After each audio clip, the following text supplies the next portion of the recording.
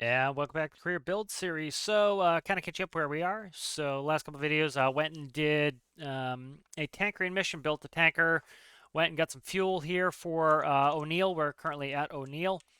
As you can see, because of that, we have buku fuel. So we have a good bit of fuel in here. I keep flying from base to base and depleting the fuel. So did that, and then did a video on cooling where I was hunting down some cooling solutions for Proteus. I'm at the point where even if I add more cooling, it's pretty much staying the same. I'm getting good speeds. I can go up to 140 knots, and fly for quite a while before I have, I can fly up to about almost 180 knots, and then after a while, I have to pull it down to about 140 knots to not overheat, and that's fine. I kind of like that. In a real aircraft, you're not going full throttle all the time. You just destroy the engine, you overheat. These are all real things. So then I built a helicopter that can be carried by Proteus. I also built a crane in Proteus so that Proteus can pick up this little helicopter and put it inside. Somebody came up with a cool name for it, the Gnat. I think it was Citrus. I'll double check that. And so that's so that's going to be the Gnat and the katydids. Yeah, so it was Darkside Tipper was who suggested that. So I'm going to go with that name. So this will be the Gnat, and let me actually save it as that. So the Gnat is the little helicopter that fits inside a Proteus. So this is going to be nice having a little helo that I can put in there, and so that way I can transport this places, and then I can go ahead and utilize this when I get somewhere.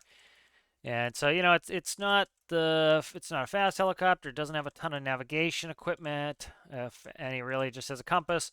And that's kind of the point. I want to build in some weaknesses to the craft. I want to have a reason to use something else instead of using, the same thing for everything.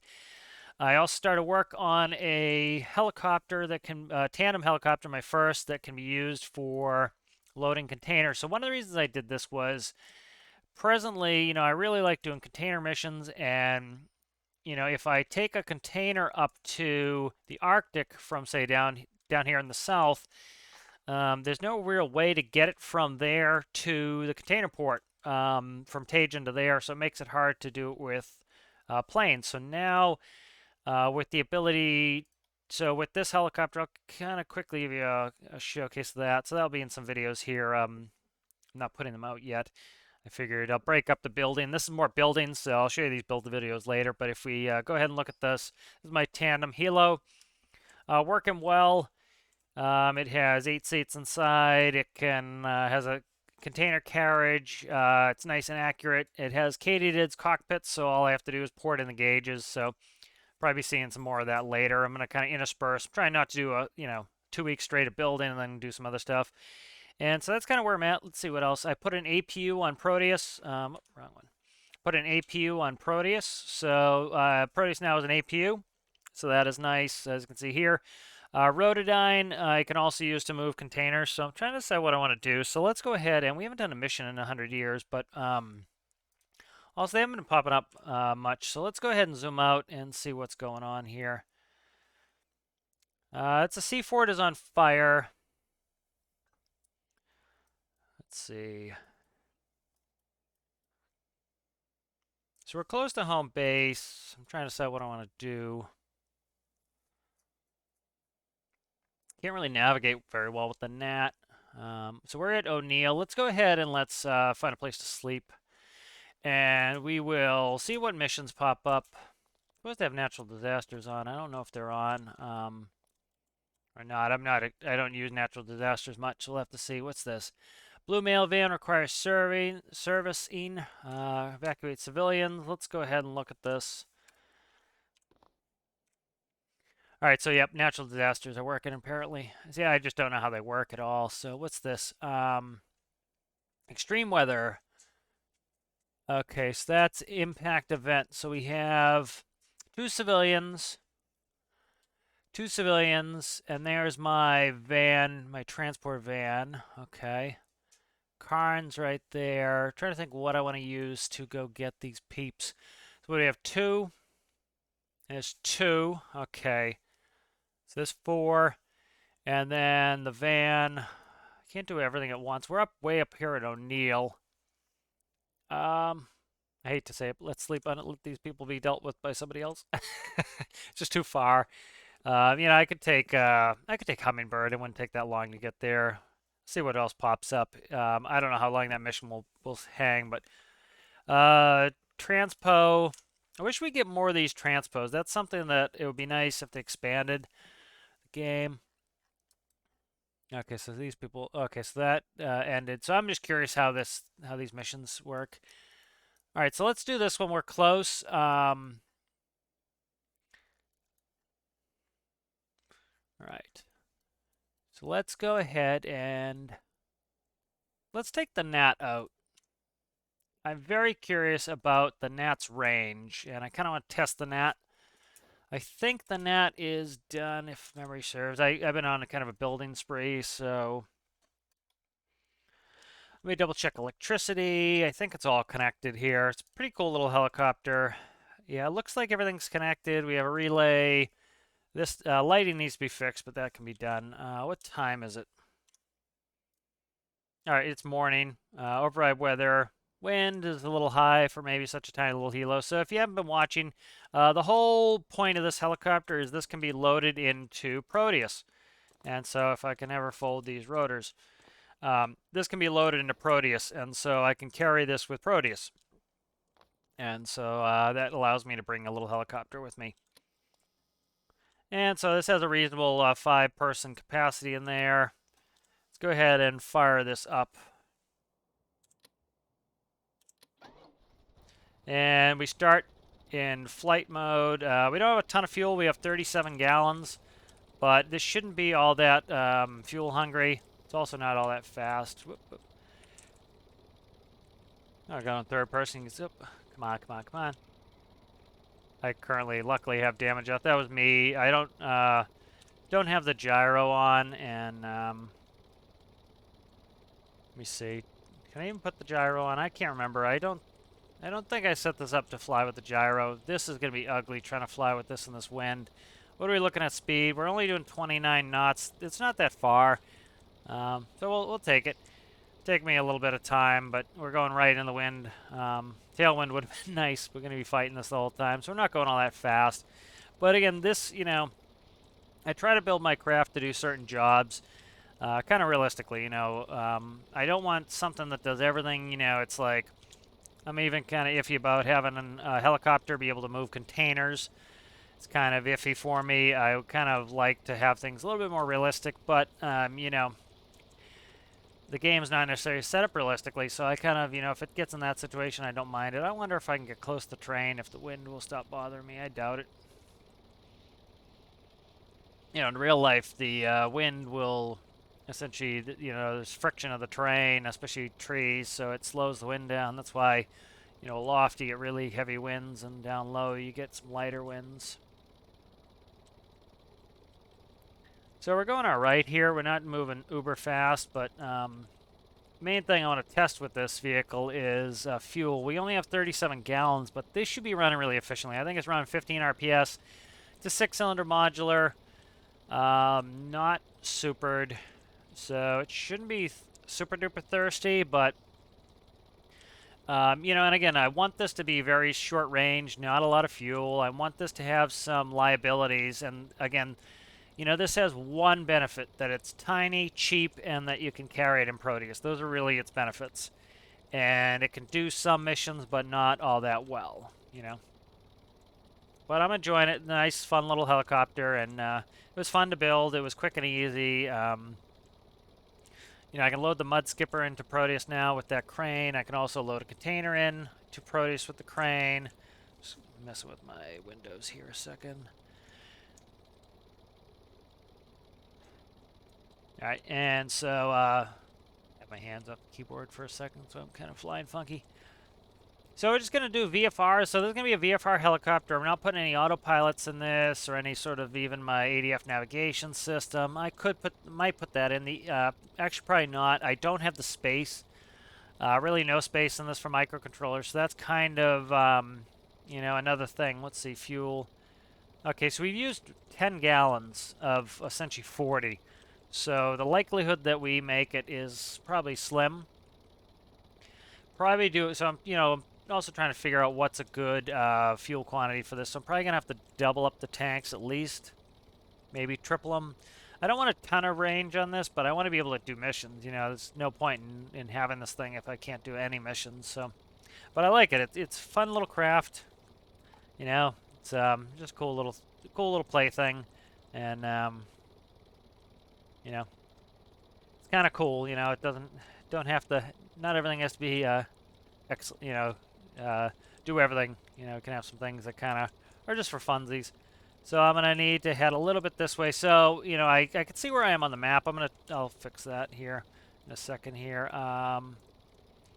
And so now I can't see where I'm on the map. So we're navigating VFR. So what we're using is reference points. So like you can tell the terrain there, and then I use my map as my sectional. So that's how you do it in real life. I see a crate off to my left, but I don't have any auto hover or anything in this, and especially in this wind, I'm not risking swamping this John for that. Like I said, the likelihood we have enough fuel for this probably reasonably slim. But we are reasonably close to the refiner island. So we might be able to make it to the refinery island. I don't know.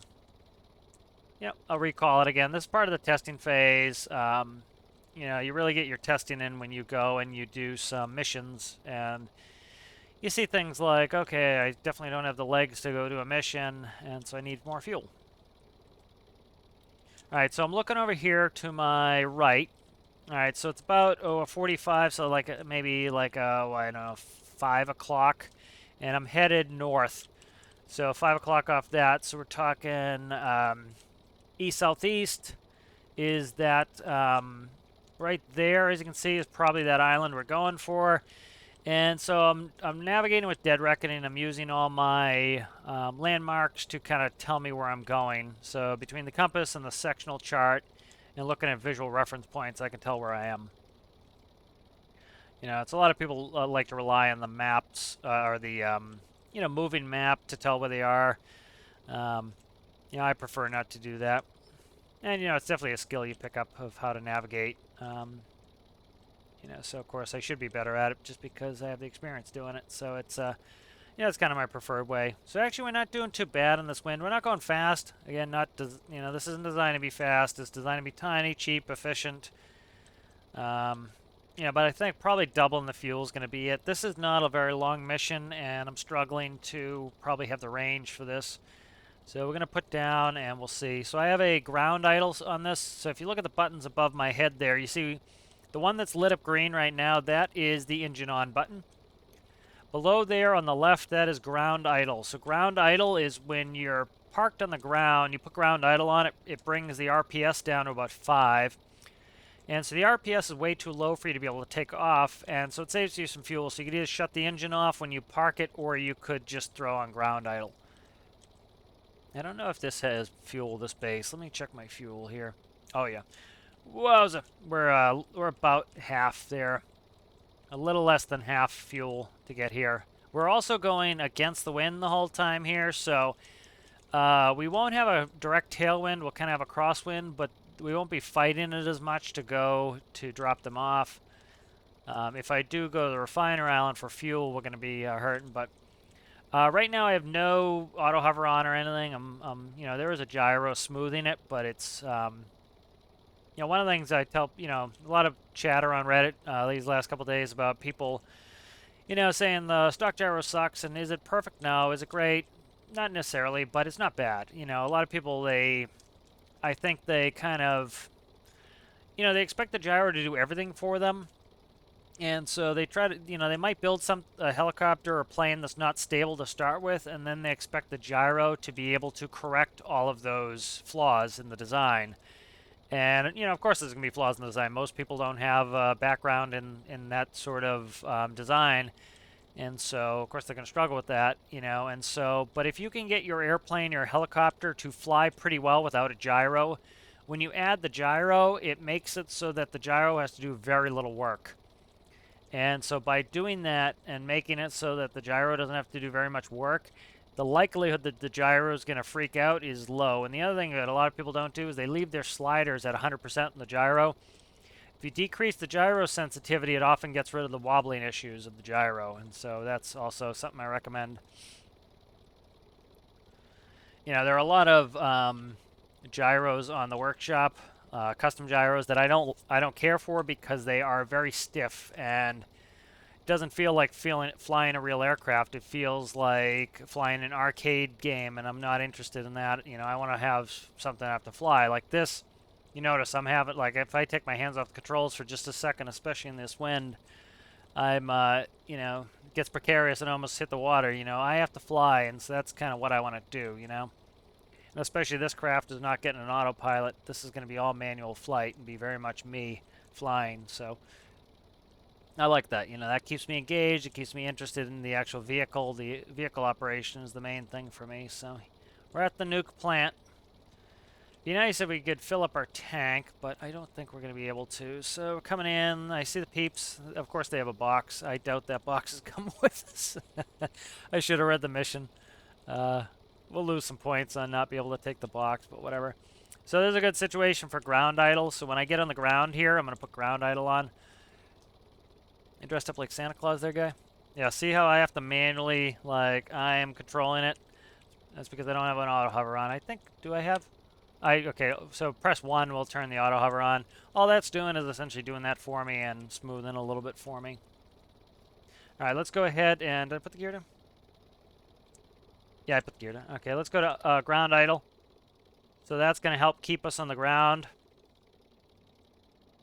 And let's go ahead and let's get these peeps here. So it's still running, it's just very low, and your box is not coming with us there, mutton chops. I was trying to pick that guy up. Let's take a pick while we're here because the likelihood that this actually works out is... So he's dressed as the Nutcracker. Mutton chops is. I think we found our thumbnail. All right, good. Mutton chops, you come with me. Stanty close, you come with me. In there. Your box is staying here, guys. Sorry. Fuel, nothing. All right, so we're screwed up on fuel here. Does this have any sort of refueling? I do not see it. All right, so that tells me definitely we're too low on fuel. So let me see where we're at here. I'm going to go infinite fuel. Yeah, so we flew from here to there. Right about, oh, where is it? Right here. Nope, that's not it. Where I thought I saw the... Oh, it's down here. Okay, I was thinking we were somewhere else. So we have to go to the turbine there. So I'm not going to bother. What I'm going to do here is I'm going to reload the save. And so that was the test. You know, that was a test. You know, and definitely we see some issues with this vehicle that's just not enough fuel. So I'm thinking triple the fuel is what I'm going to need to make this really operational. And so that's what I'm going to end up doing is we'll triple the fuel. Have to do a little bit of creative piping to do that, but it shouldn't be too bad. So these are the kind of things that I like to deal with is kind of going in there and do some real life testing and see what's up. So let's grab the gnat and let's do that. So right here, as you can see, if I'm trying to see, so right here we have the fuel manifold going into a single small tank, and then it goes through the wall. That's not going to cut it, so I have to try to reroute some stuff here and get some more fuel in there. So, all right. So first thing that needs to go is this. So I think triple the fuel is going to work for me. Again, I don't want this to be long range. I don't want this to be too good at really much. You know, its job is to be tiny. That's its main goal is just to be a tiny little thing. That's all I really want out of this. Right here. Okay, so I've got some spaces to move some stuff. So this battery here is getting moved. All right, it's gonna go here. Right there's the new battery's home. All right. All right, and then my fuel's getting moved. So I'm trying to see what I've got here.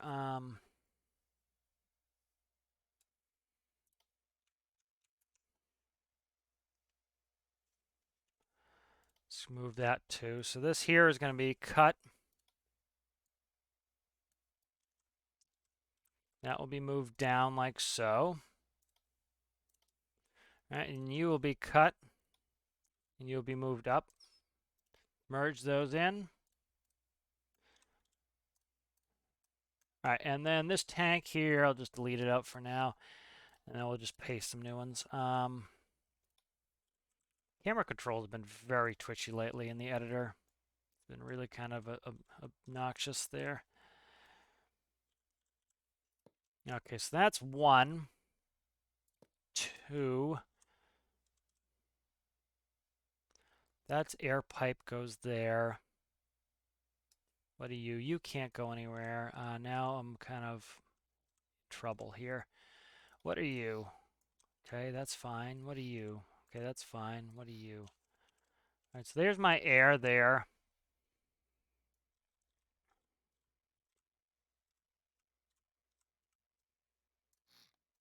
I'm just kind of looking, seeing what I have for space here. All right, so I'm doing all right here. I'm just finding stuff, spaces here.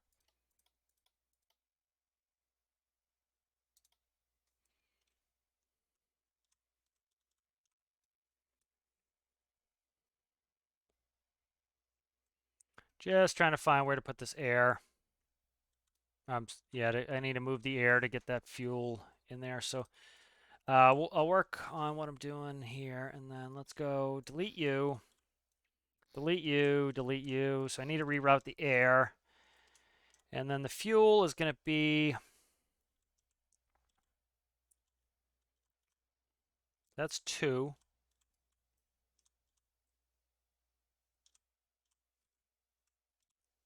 So that's 1, 2 tanks. That'll be, can't go there, so I have to go pipe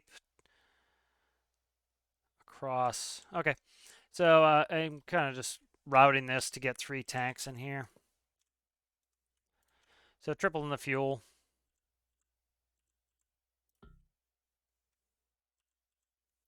All right, so that's there, and then I'm gonna put in.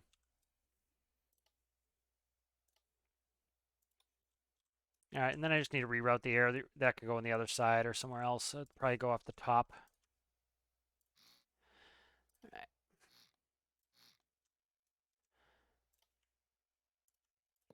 All right, so that's good. Get that moved. Now we need to reroute the air in here. Actually, could go right here.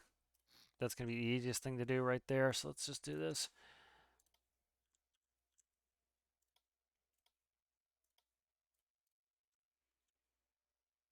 Easy peasy lemon squeezy.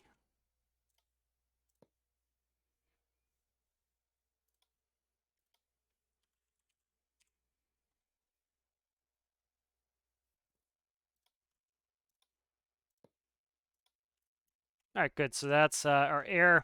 This needs to go back in somewhere, so I need to find a space for that. So right about there should do. What are you? Oh, that's the relay. I need to paint this. I keep trying to delete my relay, and that's important. So that controls all my electrical systems. So you're getting painted there, son.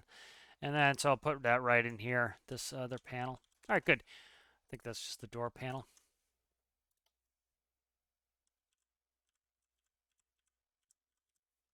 Yeah, it's just the door panel. So let's slot this in here.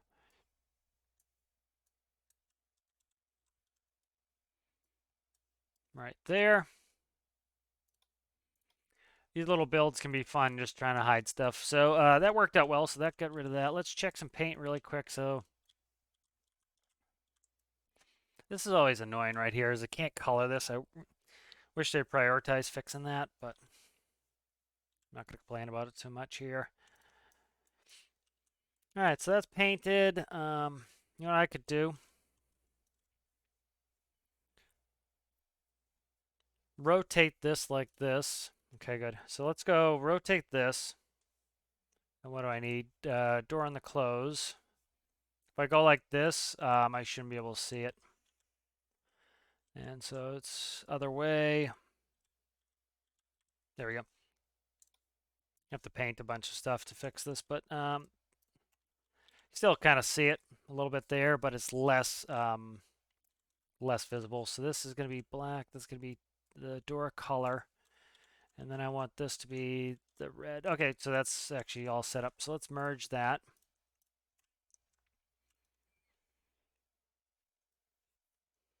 I'm not going to put a window in, but the door that thin, it's a little weird. I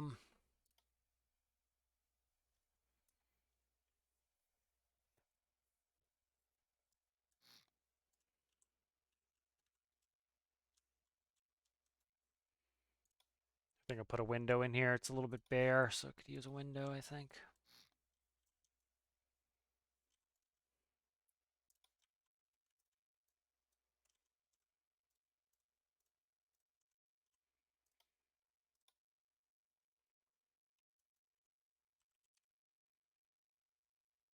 All right, so now this allows us, I think this is a much more usable vehicle now. Before it wasn't really usable. I'm just going to do a quick test flight. I'm not going to screw around with it too much.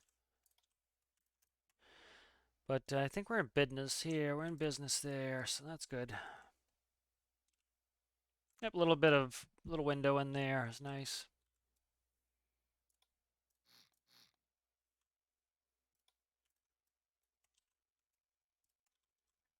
A little bit of interest in here. Skylight in there. Alrighty. Let's make it a little bit more interesting. Let's go ahead and save this up. So those are the 2 rope anchors to hide that with. And all right. Let's go ahead and do a quick check on this with fuel, and let's go ahead and do a little run with the wind. Of course, the wind's better now, but there we go. So still kind of see that, but it's not as bad. I can't go one lower just because where the you know, I start with my half block there. So let's go ahead and light this up. Oh, and paint there. Symmetry is off. So right now, fuel 0 gallons, huh? Oh, you know why? I just deleted where I read it from. So, crap. See, the issue is, actually, I could fix this. So where are we at here? Where does this read? Let's see where the fuel read is here. So it should be an empty node somewhere right there, fuel. So I just need to read one of the fuels, and I'll just triple it.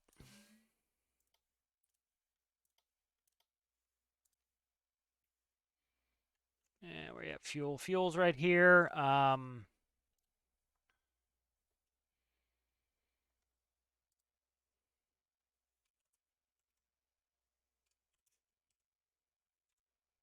So x times 3, that'll triple the tanks. That's going to turn it from liters to gallons. Times 7 gives me pounds. So that was in pounds anyways.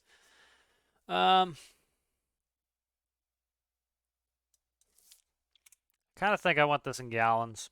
Small aircraft, you'll often do gallons. You won't do pounds. Pounds don't mean much to me here. Gallons are going to mean more to me in a tiny craft. Pounds are very important when you get into larger craft because you need to know the mass of what you're moving around. So there, 6 gallons.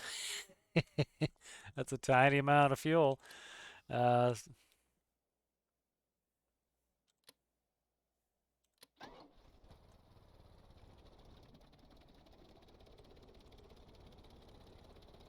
so do have hover, you know, activate the gyro on there. Need to do a lighting panel for the beacon strobes, but we'll see how this is running fuel-wise. We start around 6 gallons. We're doing all right.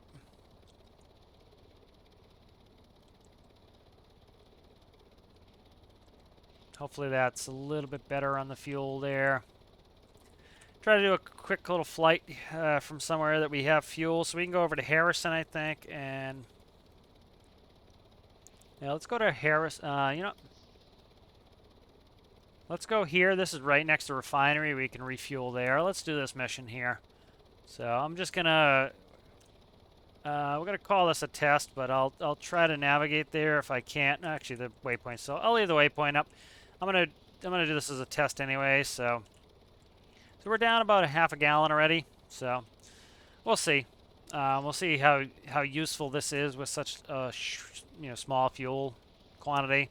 Could flood the whole back with fuel. I don't like doing that too much, but yeah, flood the whole engine compartment with fuel. That's a thought. Let's go ahead and put our gear up, save a little drag. I know it really doesn't do anything, but it's for the cool factor. Put the gear up. Yeah, in real life, that would just cost you a lot more in insurance to have retractable gear. You know, uh, when I wanted to get a plane, I would love to have a complex aircraft. The issue is, there was a big move away from it where you saw like things like Cirrus and Cirrus Lancer, a bunch of those Glacier, a bunch of those planes. They put all fixed gear in there because the insurance rates on retractable gear airplane were insane. Because even if you had a ton of time, if you hit the prop on the ground, you need an engine overhaul. That could cost 20 grand, easy. And so you end up in a situation where you land once with your gear up, and it could completely total the airplane. Well, the insurance company, of course, they don't like to pay out, so they want to charge you.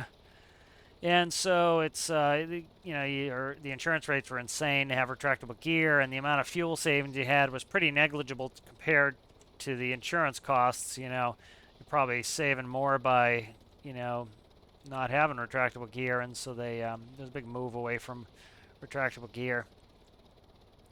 You're really only doing it for drag. They were putting in really thin gear. They were putting fairings on the gear too, so the amount, and then as you put in retractable gear, you're adding a bunch of weight for components. You need to have electric motors in there or and actuators. You need to have up and down locks, springs, a bunch of, you're adding a bunch of weight in there. And so all that extra weight is also eating at your fuel. So the amount you're saving is starting to go down and down, adding up insurance, and then you're still putting in weight. What are we doing for speed here? We're not doing too bad. We're doing about 55 knots.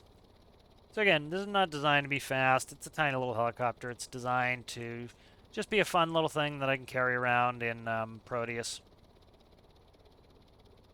Like my gauge is no HUD on there. What's our distance here? So we're talking 12 kilometers. We're talking about 6 nautical miles. We're talking about 10 minutes to get over there. Fuel. Oof, yeah, we're going to run out of fuel here. We don't have the fuel for this.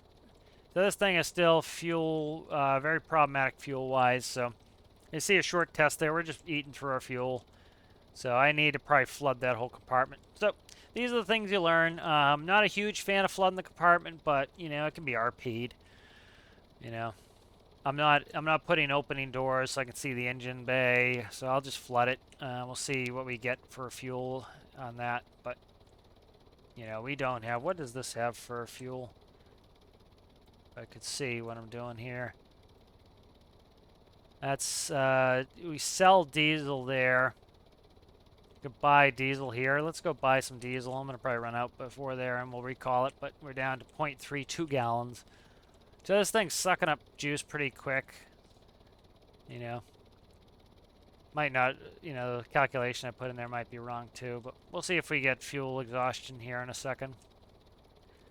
A little bit of discharge on the battery, but not bad. We're discharging a little bit of battery, and so again, I don't need this to be super duper. We're actually gonna be able to probably make. I won't say it. I'm gonna jinx myself here, but might be able to make this fuel pump here. There's a lot of horsies off to my left there. I like the Winter Wonderland stuff here. It's kind of cool.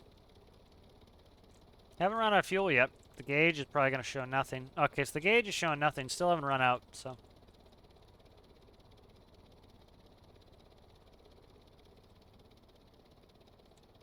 So let's put on ground idle. So not reading anything there. No way I crawl in there to see.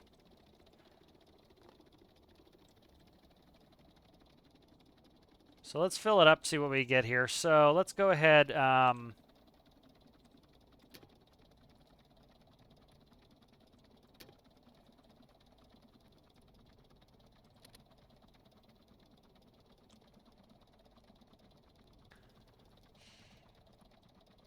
So definitely, of course, this isn't going to be viable. This needs more fuel, but I don't think it's reading on the gauge, but even if we triple that, that's not enough fuel. So right there, we're at 24. We're not even getting max fuel on this. Okay. So that's all I really needed to know, was that that's just not viable like that. Let's go ahead and we'll play with this tank. So I didn't want this episode to be building again, but this is a good testing phase of this. So let's go ahead and, I don't know, I wonder what these are. So let's go ahead and save this really quick. And I'm just going to check this really quick. So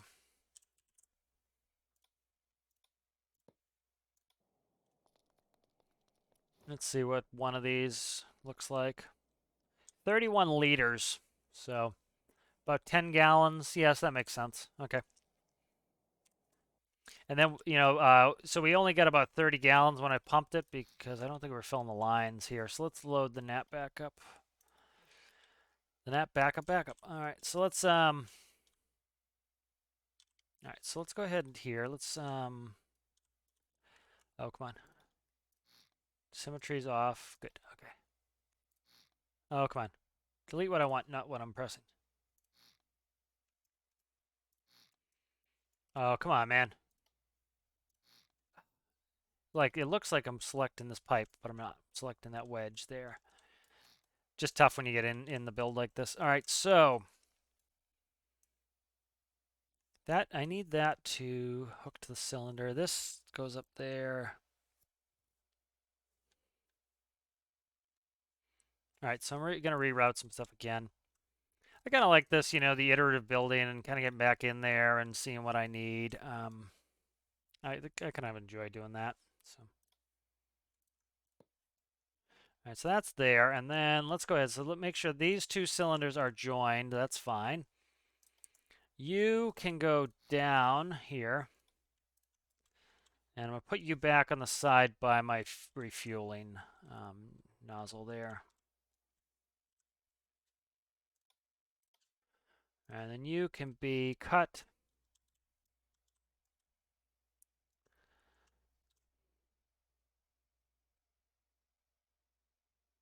Cut. I'm just trying to make sure that's not going to cost me. It isn't. All right, so just rerouting this stuff a little bit here again. All right, and then this here, I can't bend that like that. That's fine. Okay, that's good there. What are you? Okay, you're my new. No, that's gonna be. It has to be two anyways. I'm trying to think out loud here. So it's gonna have to be inside anyway. So that's fine. This needs to go, and this needs to be moved with this. I screwed that up. Right, that's there. Does this? I don't think. Okay, that seals because this. I was worried about my gearbox not sealing, but it will seal. All right, and then so this is gonna be my new air.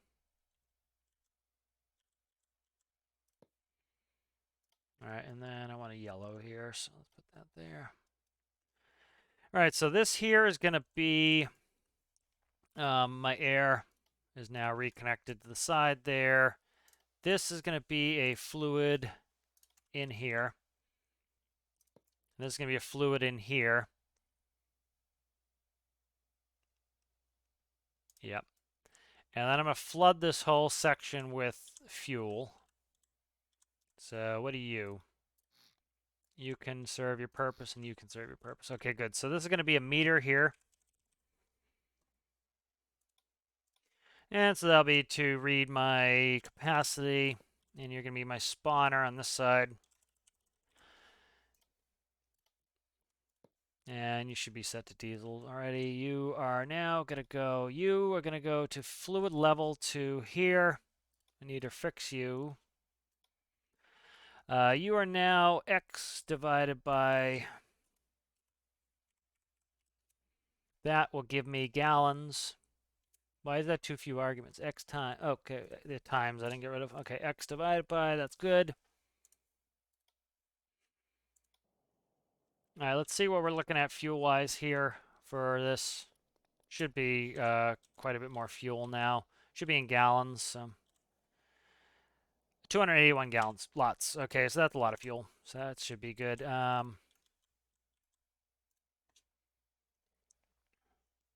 What are we talking here? One? Yep. 285 gallons.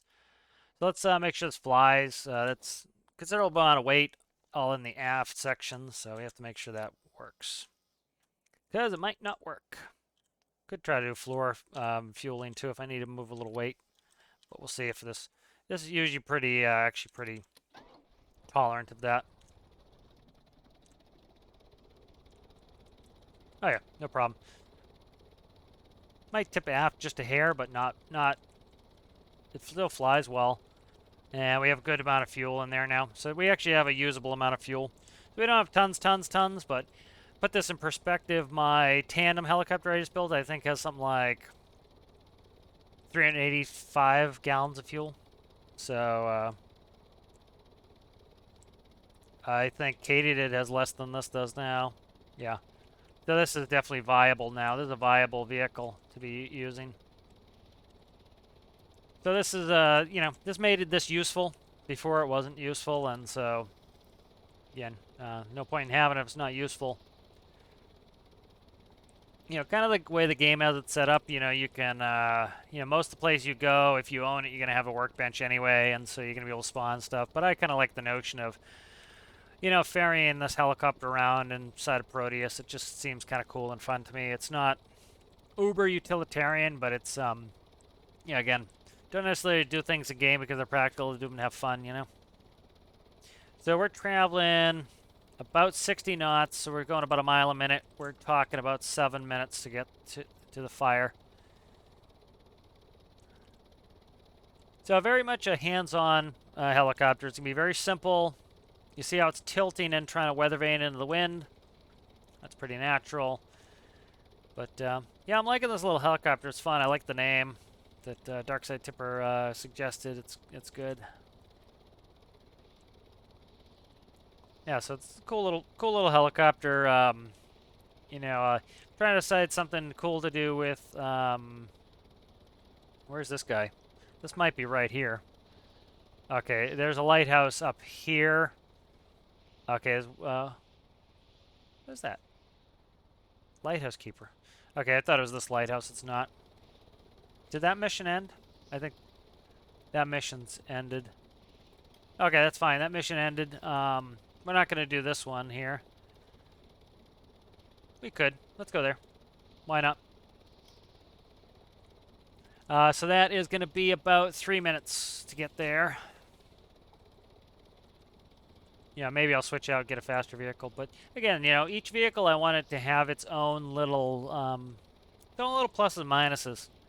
You know, I don't believe in making everything OP, and you know, I want things to have their reason and their purposes, and you know, we got a nice close little mission. This is fun to do it with. You know, I like the tandem helicopter now is going to be good for moving containers. Katydid's really not good for moving containers. I forget what Katy has in there. I think an 8-cylinder engine. It doesn't have a very big engine. Katydid is kind of, you know, Katydid has her job. You know, one of the, you know, like even when I'm doing firefighting, I can't activate the front propeller when I'm towing the Bambi bucket. I have to. You know, I have to just fly like a helicopter. It can't pick up a container. You know, so that makes me say, okay, well, I need to use a different vehicle for this. And so, but I'm kind of surprised how the tandem helicopter has the same engine that Proteus has in it. It has one of those, the 4 the Proteus has, same engine. You know, which essentially was the engine that came off of the Cranoplan and has been modified. But so what we can do here is I don't if I don't own this base, I'm gonna buy it. What we'll do is we'll end the episode here, and next episode we'll go ahead and we'll grab this guy, and we'll pick a faster vehicle to go take him out. Probably pick Hummingbird. I haven't used the Hummingbird in a while. So the other thing for moving containers and what I have available to me now is I'd like to get a container mission going with Proteus, and so one of the issues we have is the way that they set up. You know, so the most profitable container missions tend to be from the arid biome up to the Arctic, and so you can make good profit with that in Proteus. You know, you make something like 20 grand, 30 grand of profit doing that run, and it's not a bad, you know, and I'm not looking for the, you know, the meta always best, you know, use of time thing. I'm looking for what's fun.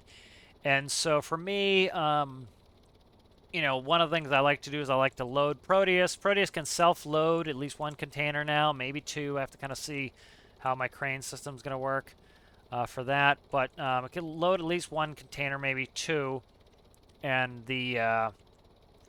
so the plan is, you know, if I could take two containers up there, I can make about from FJ Warner, which has the airport there, which is very convenient and saves me a lot of time. I can load two containers worth about, say, 30-ish grand. So there's 60 grand. It costs me about $1,400 to $1,500 to run Proteus from FJ Warner up to Tajin in the Arctic. It's a pretty short ride. I think it's about 6 nautical miles from Tajin to BVG, which is the container depot up in the Arctic. And so I'm going to use, so I think we'll do that next. I think we'll get ready to do that soon. I'll go dump this person. Next mission, next video, and then I will, you know what? I'm looking at, I'm just kind of watching the time, trying to plan the videos out. So I think what I'm going to do here is if I grab the Hummingbird, Hummingbird does something like 200 knots. I'll grab the Hummingbird, we'll switch out to that, and we will transpo this person. That'll be quick. At 200 knots, we'll scream across the air and get that person delivered. Then I think what I want to do is I want to start setting up, take Proteus from FJ Warner with 2 containers up to the Arctic. And then what I'm going to do is launch the Rotodyne. Now, I started working on a utility version of the Rotodyne. It's not finished. I would like to finish that up. You know, part of the issue is I started to, I did a lot more work on the regular Rotodyne, and so that's essentially just based off of that. And so I'll use the regular Rotodyne to transport the containers from Tajin that I bring up with Proteus to BVG. That will go, I think, 230 knots, just a little bit above 200 knots with a container. The Rotodyne will. And so it burns jet fuel, which eats up our profit, but we still should have enough profit to make it worthwhile. So it says lighthouse operator, but I don't know what, this isn't really a lighthouse. I guess they're counting this as a lighthouse. It is on an island. Here's the dude. All right, so let's buy this. Let's put this away. Let's check our fuel. So we have, what do we have? 281, I think. And we're down to 276. So we burned, what do we have? 5 gallons. What is up with this? Oh, I don't have my gear down. Okay, I was looking. If you looked at the glass, it was like something wasn't merged. It was just I was pushing it in. So let's go ahead and put on ground idle. I might have to fly in there. So again, ground idle just drops our RPS down so that it keeps it nice and stable. It can't take off. It's good when if you want to leave the vehicle on. All right, and I'm going to bring you, see if I can't grab you from here. Probably not. I'm going to,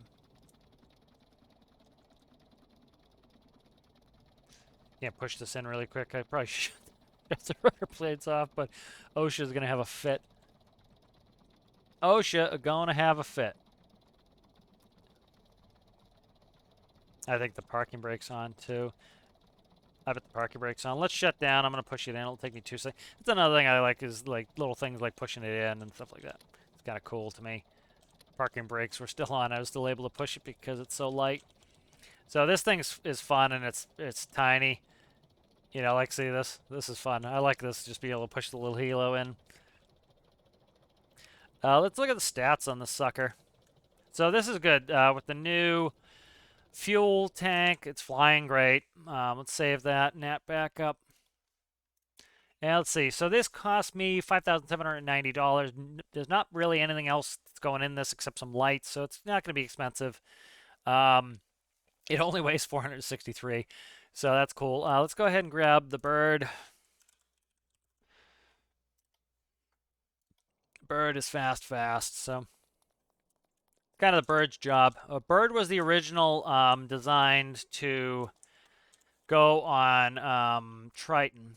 You know, I have been feeling in a boat mood. You know, if people are wondering why I haven't used Triton in forever, and I just haven't been in a ship mode. And so eventually I'll get back in a ship mode. Really been enjoying Proteus and some flying things, and so I haven't really felt like it. You know, I think it's always best, you know, play what you're enjoying.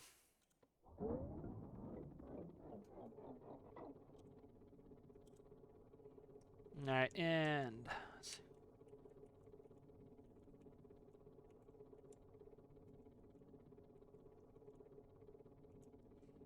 so there's a tilt wing for those who have not seen this.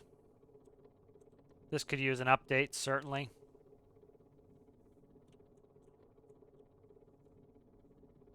I need to put my throttle in the green setting. And let's go ahead and let's set in some ADF, some stuff here. So I have ADF there. This is going here. This is one of the things that I understand why they do this, but they make everything, like a lot of these, pretty much all these transport missions, so you have to have a helicopter, and that's kind of gross to me. I wish you, it would make it cool if you could, what's that, heading 277. It would make it cool if you could have more stuff that would incorporate airplanes, and so just, you know, transpo missions, long distances, FJ1 or 2, the Arctic, or something like that, where it makes an airplane viable.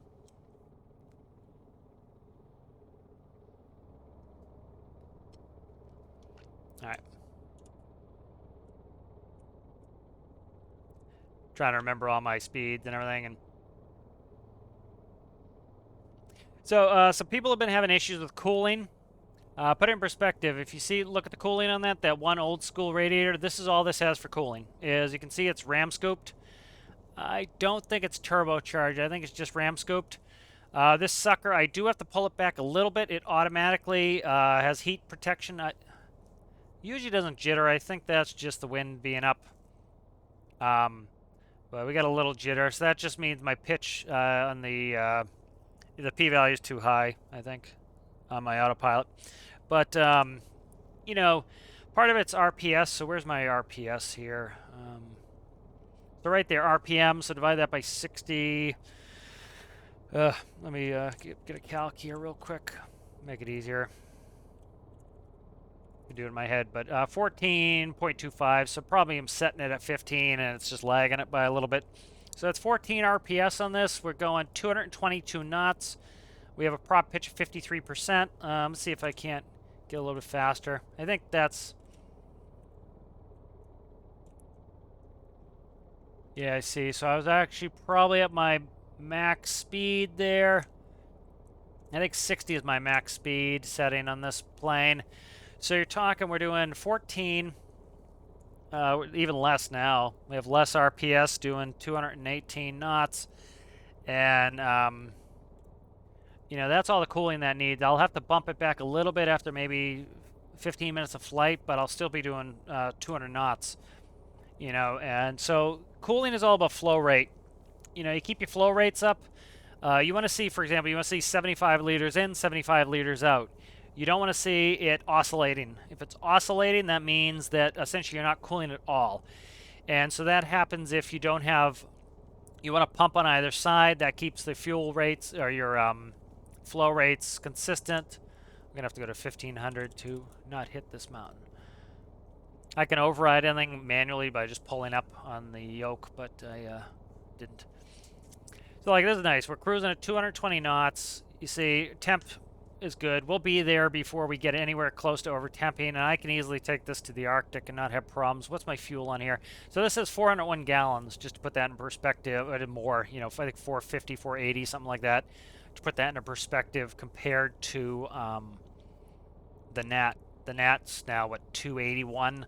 So just kind of put it in perspective of what has what for fuel. That might be interesting to some people. So this is a 9-to-1 gear ratio. 3-to-1, 3-to-1, 3 times 3 is 9. 1 times 1 is 1, 9-to-1 gear ratio. So this is a 9-to-1 gear ratio. All it is running off this, and for the looks of it, I would say I'm running one of the modular belt-driven coolant pumps, I think, if memory serves, and that's enough to cool this. Again, get your RPS down. Make sure you have consistent flow rates, and you don't need a ton of cooling. Certain things, you know, you're going to need a lot of cooling, big engines. You start making the engine bigger, it's dropping the load. The other thing I can do, so let's see the temp going up now. If I increase my prop to full, put load in the engine with something like 785. If you look down there, we're at 538. So I dropped about 50%, maybe less, 40% of my engine RPM. If you notice, I only lost about 24 knots. So 40% would be 40 knots. So I only lost about 20% of my speed, but I gained 40% in fuel efficiency. So I need to fix this. So that's what increasing your prop pitch does. You're taking a bigger bite out of the air. You're being more efficient. Now, it's unlikely you're going to be able to maintain max speed if you set it up correctly. Really, you want to, I don't know if correctly is the right way to do it, but if you're taking a bigger bite out of the air, you want the engine to slow down so you have a way to get to max efficiency. You can set it so that, let me kill the autopilot here. You can set it so that, max pitch is your max power, but the issue you're dealing with is you don't have an efficiency setting. Now, for me, I could go full prop pitch if I want more efficiency, and so that's convenient for me. I'm gonna go up a little in the wings. Get that little jitter. That's natural as it's trying to change. Okay, so I was trying to see what the hell was going on with this mission that it was saying a lighthouse keeper. He was at the airport trying to go to the lighthouse. I thought they were considering that tower a lighthouse. So as you can see, I do have a gyro on this, but as you can see, it's a little bit funky. But I have a stock gyro on this. Currently, the auto hover is off. And because the plane's set up right, it flies properly. A lot of people have issues with that, like I said, where they're trying to get the gyro to solve all the problems. How the hell am I getting this guy in here? I don't have station keeping. This would have been a Katie that I could put station keeping. What is this guy? Is this guy on crack? This guy's got to be on crack. Thinks I'm dumping him off here in this wind. Get out of here, man. I'll throw you outside is what I'll do. This guy's nuts if he thinks I'm doing... Oh, I already have that set in. Let's go down to 50 feet. Turn that back on. This needs some work. Like the heading hold doesn't work if I'm in vertical mode. Heading hold only works in horizontal flight mode. This guy is nuts if he thinks I'm going to rescue him like this. I have to put in a wind correction manually and try to keep this going here. This guy is nuts.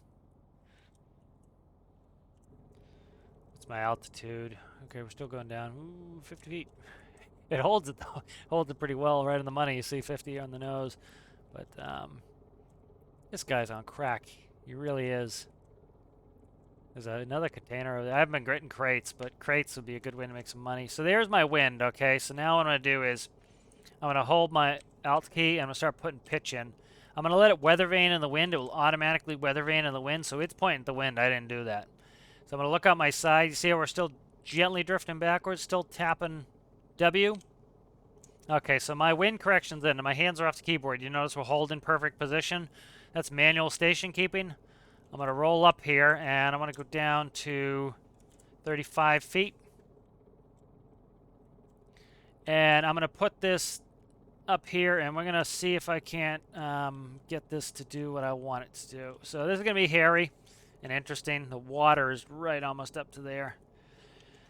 So I need to watch my wingtip. So there's a tilt wing, just kind of as I'm thinking of some things here. So one of the benefits of a tilt wing is, so if you think of like the V-22 Osprey, it has a tilt rotor. And so the different systems have different benefits and drawbacks. So a tilt wing, the wing goes up. Well, when you're blowing that air down, think about, you're blasting the propeller wash down to push you up, right? With this tilt wing, you notice there's no obstruction. It's still blowing straight down. When you have a tilt rotor, it's blowing on the top of the wing. I think you lose something like 40% of your thrust. So you lose a lot of thrust with that. There are some benefits to it. I can't recall exactly what they are, but there are benefits with it. I have no picture for my video here. See me stand on the seat with my ass up there.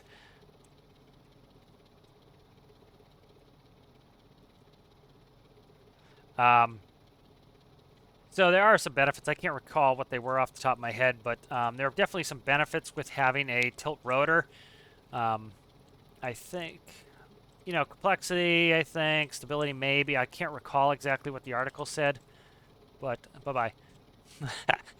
This is fun. I like this one. This was a good mission. You know, it looked challenging, like it wasn't going to happen, and then there it goes. It happens, you know, but so that's kind of funny. You can kind of see that, you know, if I had station keeping, which would be cool to add to this, but that would be, I'll do it at some point. I can even walk you guys through it, but this is pretty cool here, so maybe probably make a short of this. But I like the bird, you know. I kind of fall in love with my builds here, and I kind of miss them, and I kind of want to get back to them sometimes, and so it was nice to get back to something, you know. Been in a building mood. So, you know, there are definitely benefits and drawbacks to a tilt wing over a tilt rotor. You know, and so for me, I liked having a tilt wing here. That's why I did this. And so it kind of gets the wing out of the way. There are some peculiarities in game with it, like watch this. So at 60 knots is about when a vertical vehicle turns into a horizontal vehicle. So watch this as I tilt the wings. If I go down over 45%, you'll notice it gets really wallowy. I could fly it fine manually, but if I put the autopilot on, it does wing dips the whole time. Now watch when I go past, see it like kicks me? That's the game kind of switching to a horizontal flight mode. You know, so it just kicks the nose down for a second, but it, as you can see, works perfectly well. It's just a little different. You on? Okay, you're off. Let's go ahead and let's go to Draymore. I can launch Proteus from Draymore. Just kind of moving around the world here and kind of figuring what I want to do next. So it was kind of nice to get this done. I'm not gonna screw with this too much. See, like, watch this. When I go into vertical flight mode, it will kind of kick, and then it will behave itself. So it's gonna kick, and then behave itself. So I have the auto hover off. I keep saying the gyro. The gyro is always on. It's pretty much just a PID smoothing your controls. What is that? Oh, it's crap. It's flotsam or jetsam. I can't remember which is which. So I have to bring down the power on this. Once I go to even to negative prop pitch on this, I don't think you can get you can get like -10, I think. I have to actually reduce my thrust on this aircraft. Just kind of forget how to operate this. The wind is helping to keep me aloft too. It's giving me lift. All right, so let's go. Come on, brakes. Straighten up, fly right, guy. Put my wings down, that will help. There we go. What the heck is going on? Why are you... The wind is just out of control here. All right. Pressing the wrong keys and at the worst possible moment to not be pressing the right keys. There's my shack. My ADF shack. Don't hit the shack. Don't hit the shack, you dink.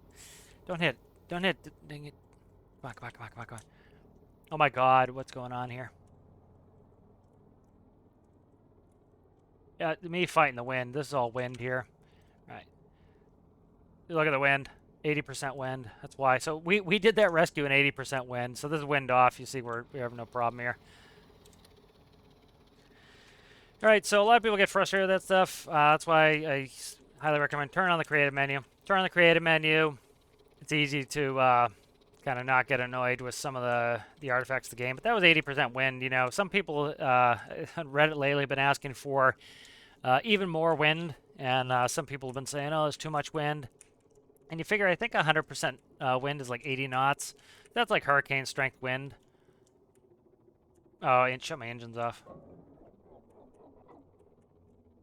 I just want to taxi in and put this in the bench. I need to get it close because I didn't spawn it here, so. But yeah, so, you know, that was just excessive. But that was pretty good lighthouse rescue. So you can see how you can, the aircraft will pretty much automatically weather vane into the wind. You just need to, it will weather vane itself into the wind. You pretty much just need to then set your pitch with the trims, and then you can do that. So that worked out well. I enjoyed that. That was fun. Let's go ahead and save this game up.